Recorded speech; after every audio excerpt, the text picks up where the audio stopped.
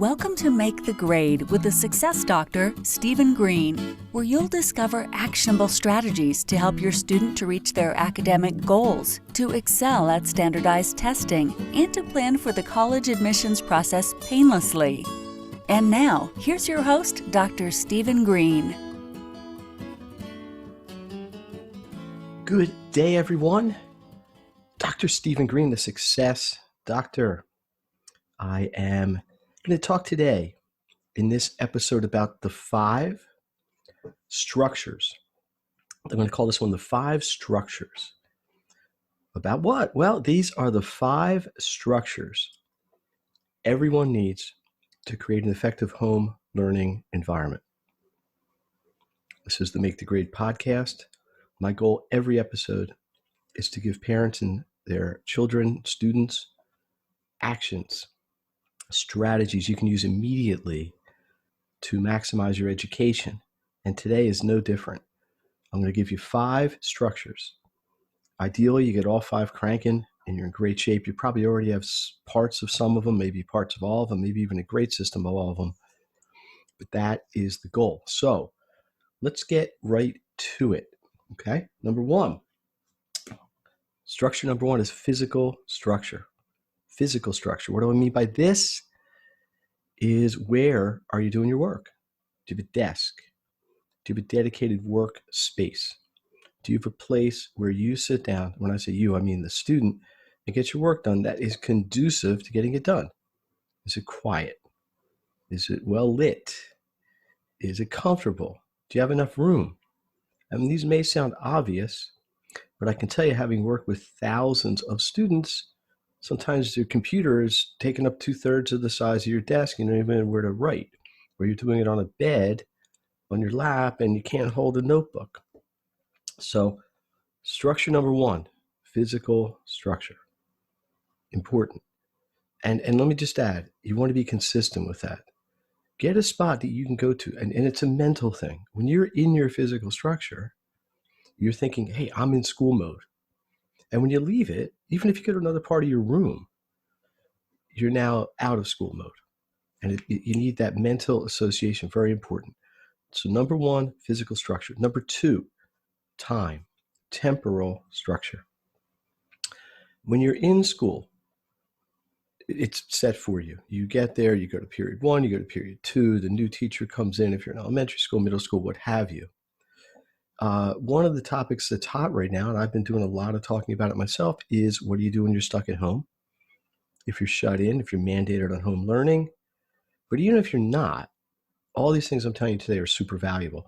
So time structure. So you have to say, hey, same thing. Like when you are sitting at your desk, you are in school, you need to know the time. So one of the things I talk about a lot with time management in the Maximum Education book is setting your times, prioritizing your times, and then sticking with it.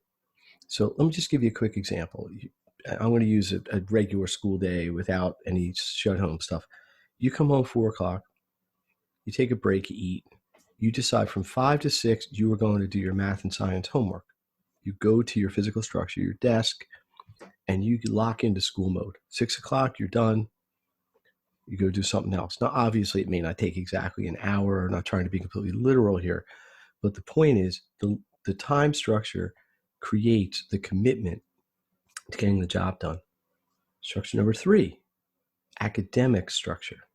Now, again, when you are in school, this is dictated for you to the most part.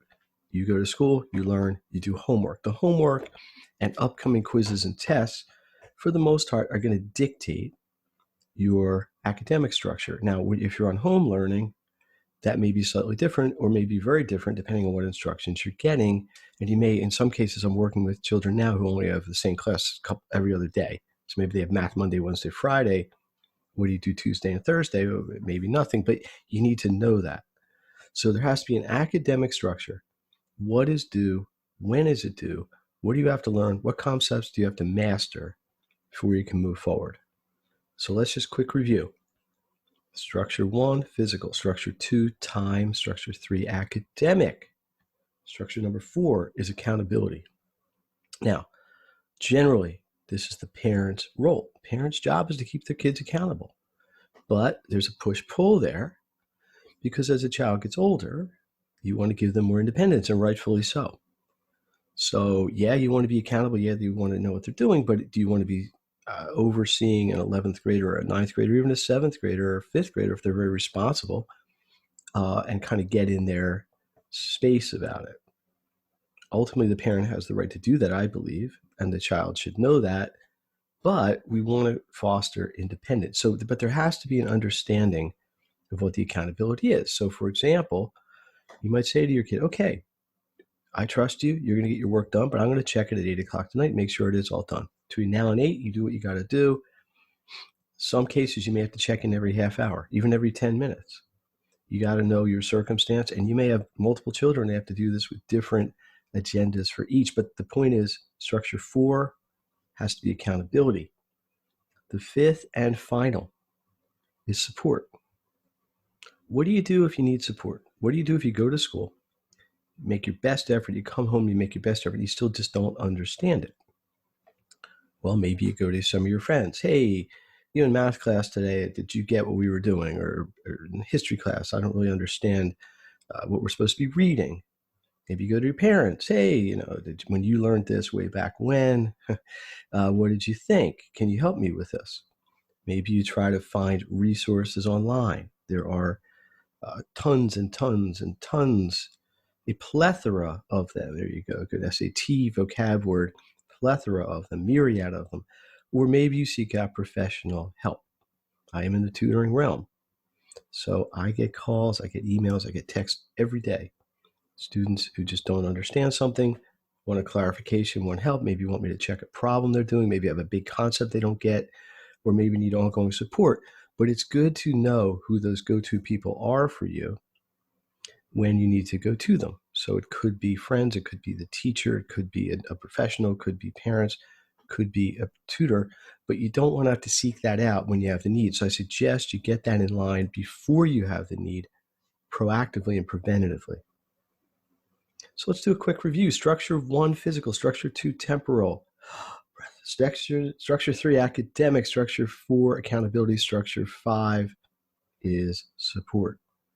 You put all these together, you got a great plan. You combine it with something like the Maxim Education Time Management Information Management and Daily Success Plan.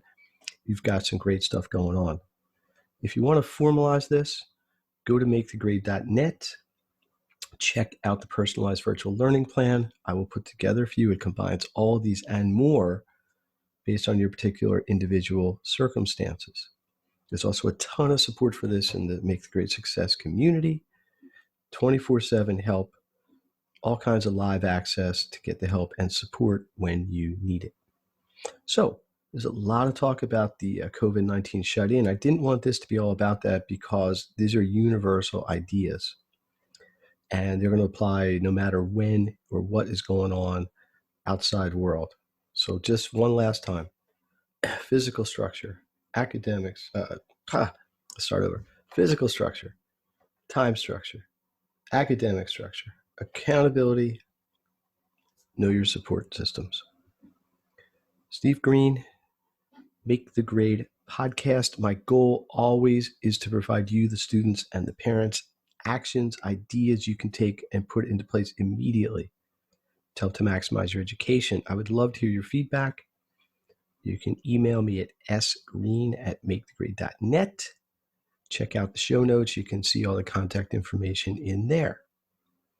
Lastly, please subscribe, please share, please tell others about this podcast if you found it useful, because I truly believe the more people, the more students, especially if they're struggling, who get high quality information, the better, because it just helps everyone who have more successful students in the world. So coming up episodes, I'm going to address each one of these individually, break them down a little bit more. Something to look forward to. Last time, Dr. Stephen Green, the Success Doctor, Make the Grade podcast. See you next episode, and thank you for your support.